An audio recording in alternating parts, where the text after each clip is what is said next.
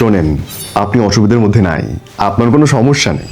এই যে আপনার বুকের উপরে চাপটা হয়ে রয়েছে না, আপনার কথা বলার মানুষ নেই বলে মনে হচ্ছে। আপনার মনে হচ্ছে দুনিয়া সবাই আপনার দিকে তাকায় এসে আপনার কাছেই সমাধান চাচ্ছে, আপনার কাছেই তাদের প্রত্যাশা। ব্যাপারটা এরকম না।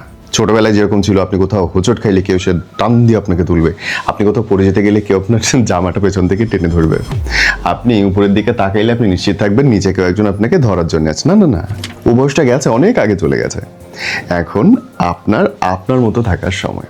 পুরো পৃথিবীর ওজন আপনার বুকের মধ্যে নেওয়ার দরকার নাই তো। আপনার কাঁধের উপরে দুনিয়ার সব দায়িত্ব কেন চাপাইতে যাবেন?